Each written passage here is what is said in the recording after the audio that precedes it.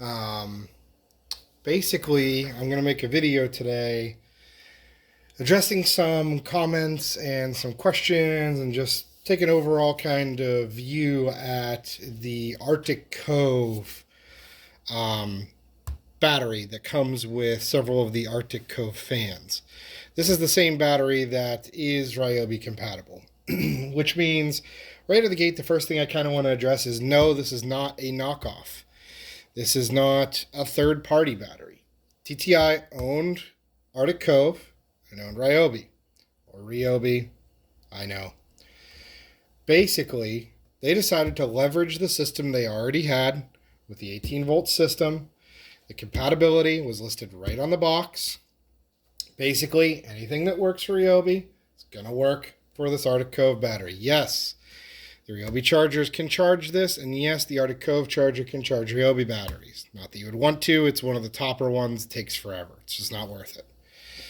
Now, yes, these batteries are also kind of a little bit dated at this point. They are the same style as kind of this other generation of battery that you might see here. The casing is almost identical. It's even got the same lithium 18-volt stamp that is present. A couple of things. One, I'm going to try to show some charging in action so that we can see that, yes, this actually will charge on a Ryobi charger. Don't know where people came up with that. Even people who claim to have owned it, there's something wrong with your charger if that's the case. Because there's nothing that should stop this from charging. 100% pin compatible. The other thing I saw is someone was like, oh, it's 1.4 amp hours. That's close. It is the same design as the 1.5 amp hour. And yes, it is the same design as the 1.5 amp hour battery.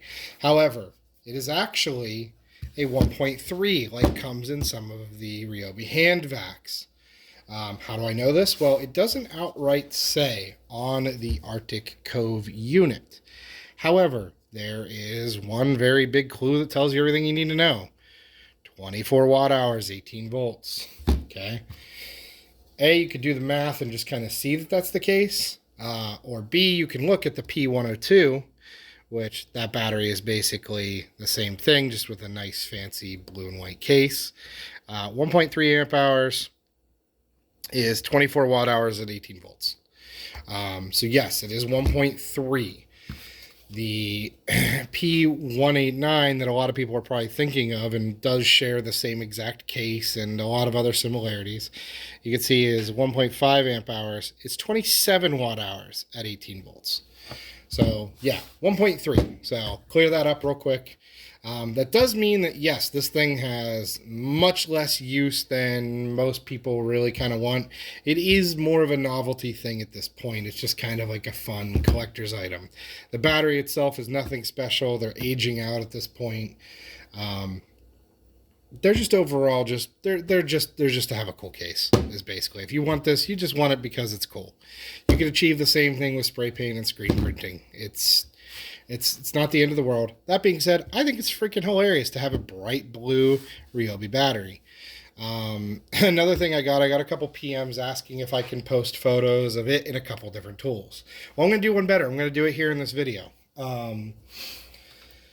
So, one second. Be right back. I'm going to grab a few tools that I think would be kind of interesting to show it in.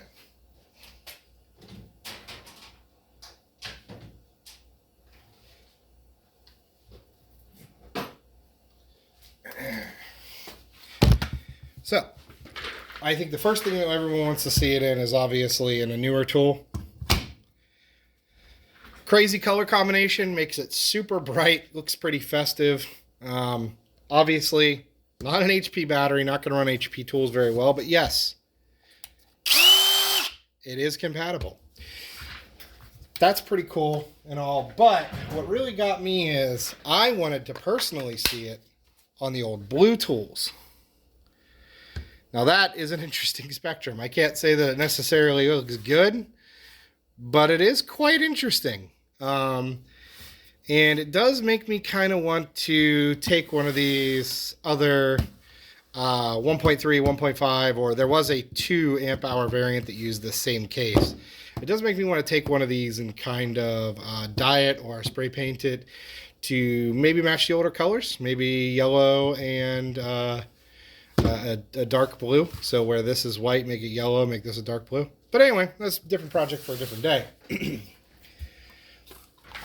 I just thought that was going to be pretty cool, and a lot of people would want to see that. Let's see here. Let's see if we can get a charger set up and we can demonstrate some of the charging concerns that some people had. Let me grab one.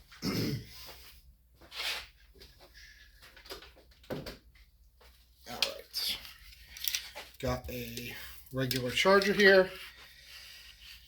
This is a P118B. This is a pretty standard charger. I'm going to be honest, I haven't tried it with the P118B. I have tried it with my supercharger. So this could get interesting. And let's see here. I know I have it available. Sorry, bear with me. This is at my electronics bench. I normally don't film here. Normally I'm filming in my house in my office or something, but trying to film more in the garage, get some more garage kind of videos done. This is also my electronics bench that's pretty newly set up here, as you can probably tell by the giant mess. So first things first, stock charger. It's charging, Ryobi battery, perfectly fine. It's just a Recon 2 amp hour unit. So let's see here. First things first. Yeah, see, it's so hard to tell the difference between these that I have a Yeti sticker on this one, so I know it goes with my hand vac. These are for the EverCharge vac.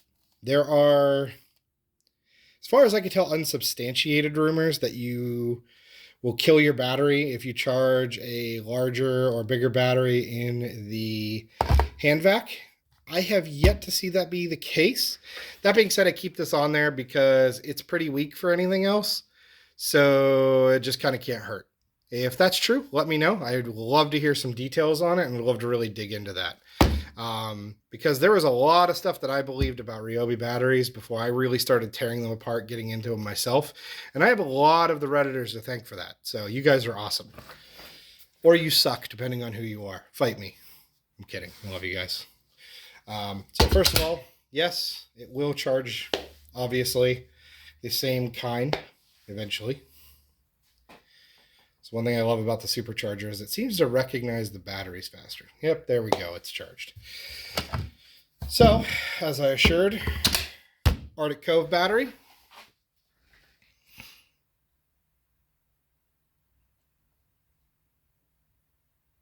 Awkward silence where it fails and I'm completely wrong. No, okay, here we go. And there you go. It is charging. It's actually charged. But that covers side number 1, charging the Arctic Cove battery in a Ryobi charger. Tell you what, let me pick you up real quick. We'll also put it in the supercharger. I'll show you how that goes. And you're going to have to just mind the giant mess that I have right now. But here we go, the supercharger. And yep, no surprise here. Anyone who has TikTok and is subscribed or has seen Ryobi, if you will, Ryobi Freaks videos, he has one of these, and it's on his charging wall mixed in with the other ones. It's actually one of the first places I actually saw this and knew it was legit. Let's see if I can get my angle back here. Yep. So that covers that. So obviously, it should be compatible. It should charge. Now, naturally, this should charge the other way as well. This should not be an issue whatsoever. But I had someone comment that they are not interchangeable and they can't charge it. So I want to see for myself because I have not tried this. Because again, why would you use this like ever? It's so slow, these battery toppers. Now I've heard some people say that they have charged batteries that they have like jump started on one of these and it seemed to just slow charge it and it seemed to recover. Don't know. Maybe something to look forward to whenever I get my first dead battery. Haven't had one yet, believe it or not. So let's snag this back out of here.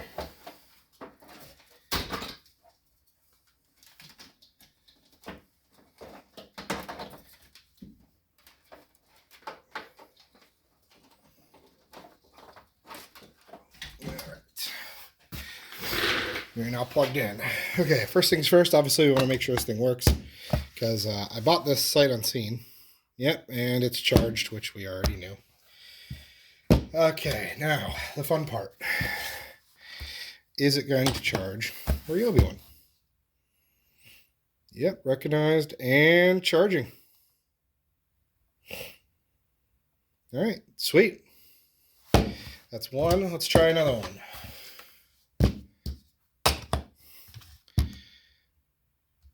And already charged.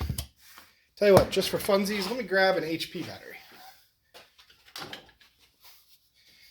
Well, 2 amp hour HP unit. And this should come as no surprise. It works there too. So, to the person whose name I forget, I apologize, who commented that they don't interchange and they don't work together charger-wise, there's something wrong with your charger or your battery, my guy. Check your shit out. Make sure that everything's good, because that is kind of concerning that it's not working. It's also possible that if you have all like lower end, like topper batteries or topper chargers for your batteries, maybe something else went wrong. I don't have the other model supercharger to test, unfortunately. I will say that I was able to charge this on my fast charger that's on the wall in my house, and it was fine. Yeah, I mean, I think that's most of what I wanted to cover. I would like to maybe grab a 2 amp hour version. I don't know. It's not the P189. Sorry, I'm terrible with model numbers, even Ryobis that are easy to understand.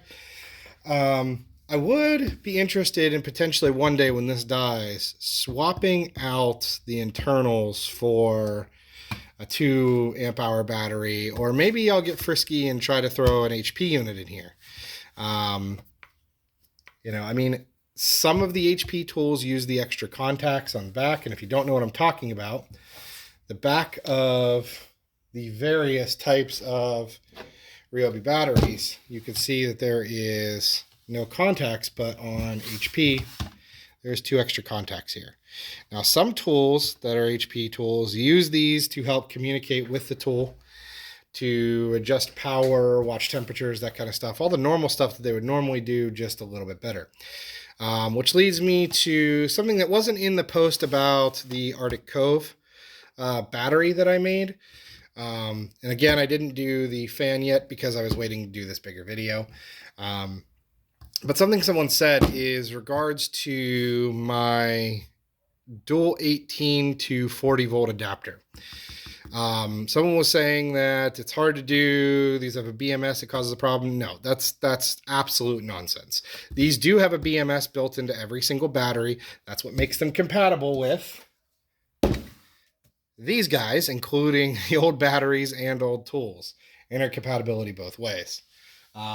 Yes, this battery kind of works. This one's super dead.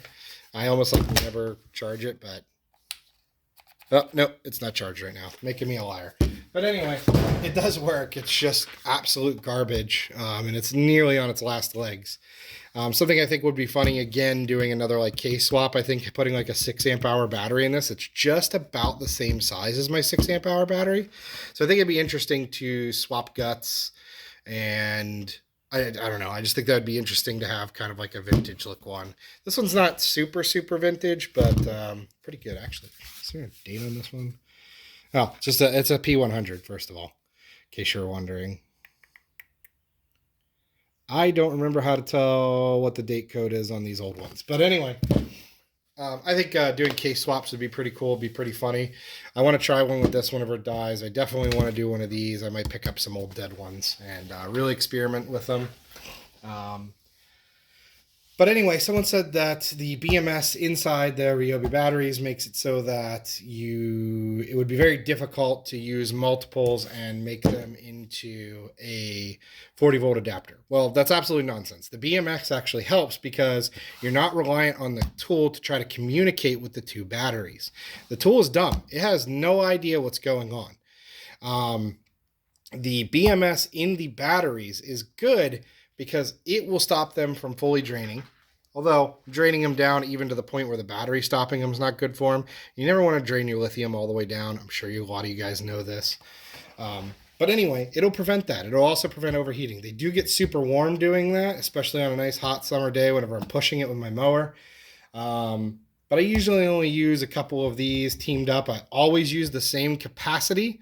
I always use the same pairs together. Okay. And I try to balance my usage of those batteries that I know I also use for my mower. That's just being a little paranoid. You're probably fine, guys. But I wanted to show the adapter that I actually use for my mower because there was a good bit of interest in that as well. And today we're going to be doing a bunch of 18-volt stuff. So we might as well show it. Oh, and then I'll show one more little bonus item that I'm still currently working on. Let's see.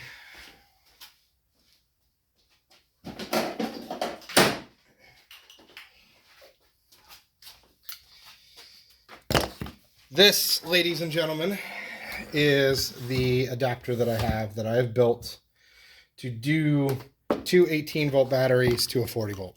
Now, huge credit where credit is due.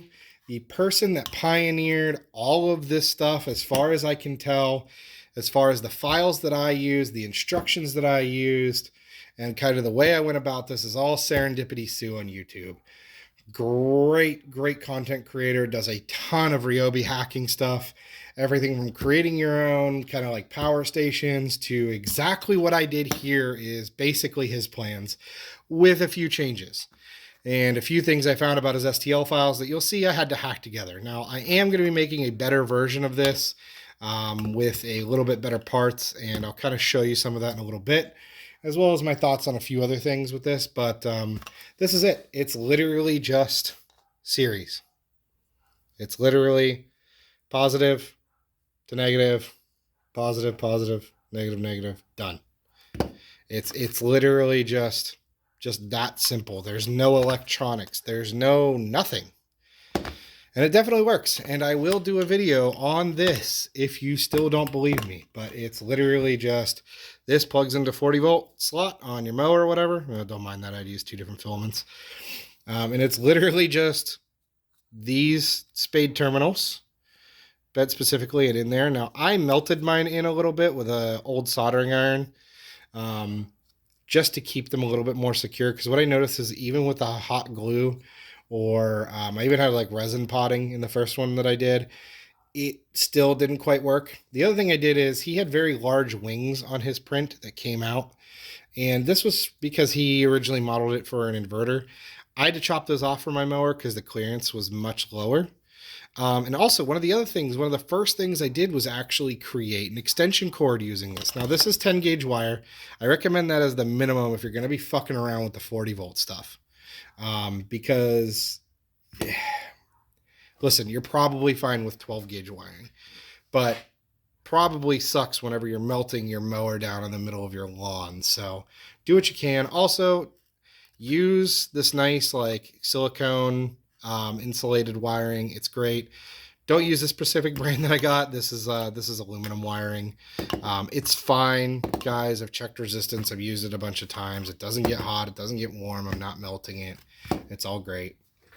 But one of the first things I did was create an extension cord. So as one of the commenters suggested, the humpback 40-volt batteries, yes, you can create an extension cable and run humpback batteries in tools that they don't fit in. Obviously, all of this voids your warranty. Obviously, do this at your own risk. I buy used and from DTO as much as I can anyway. I love my Ryobi Day Sale as much as everyone else, though. But I just figured that was worth mentioning. You know, obviously, if you're doing this shit, you don't care about your warranty, and you haven't for probably a while. Now, the next thing I'm doing, and this is currently a project in kind of progress here, and kind of like on a similar note, and I did make a post about this, and some people thought it was cool, is I adapted to my old Harbor Freight tools, and I did it using this adapter. Now, yes, this is chunky, and yes, this little short cable is not ideal. I am making one with a longer pigtail so that I can clip the Ryobi battery to my belt and then use the tool with my hand. Basically, got in an old Chicago Electric 18-volt battery. They were NiCad. They were junk. The tools are kind of junk, but I've also beat the hell out of mine and they're fine. So I figured I'll just keep using them. But same deal, same kind of adapter. And again, like you can see these rough edges. This is where I cut off these little arms. Let me see if I have one that still has the arms on it. Here we go. So it originally, Serendipity Sue comes with these arms, and that's designed to clip into the battery. However, the PLA I used to make the blue ones, and even this gray one, this might be one of the bad batch. The PLA and the settings I used made it very brittle. You can make it much more flexible by lowering the infill and kind of increasing the shell thickness, basically doing higher wall count. There's a couple other tricks you can do too. But these are meant to snap on. In fact, here, let's try to snap it onto one and see what happens. Because I have not tried this one, and I don't know if this is from the old batch or the new one. It goes in like this.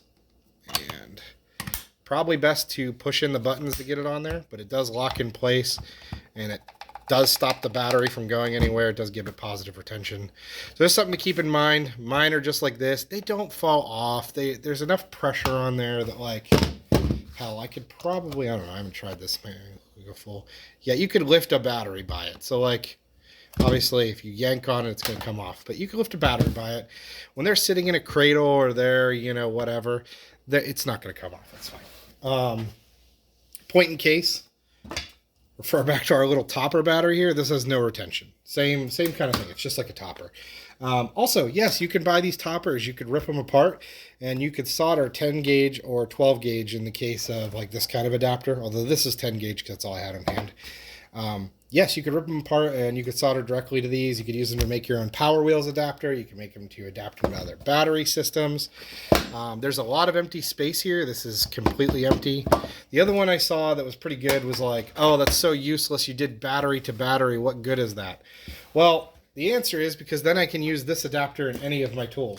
Yes, I could theoretically, I have one here. Yes, I could theoretically chop off this base or cut up this base or drill holes or move these contacts. I could take, one of these and epoxy it up in there. I could 3D print something custom. Heck, there's even like Franken drills where people will just like straight chop this shit right here and then weld on a broken Ryobi drill to the bottom of it, and then boom, you're ready to go. That's all great. I just wanted to be able to use any tool easily using an adapter. So just plug in the thing, slide the thing into the thing, and you're done. It's great. Also, see, did you catch that? Look, see, this broke. See, this is, I recommend PET G and better settings, or I recommend just not worrying about these wings because they kind of suck anyway. Sorry, Serendipity Sue. It's a great idea. And if you're not rough on your shit like I am, it's probably fine. But, I'm just like a ham-fisted gorilla with stuff. So that covers most of the stuff that I kind of wanted to go over as far as the battery side and some of the comments I've got on some of my adapters and some of my other projects. Some ideas that I wanted to spit out there to show you guys.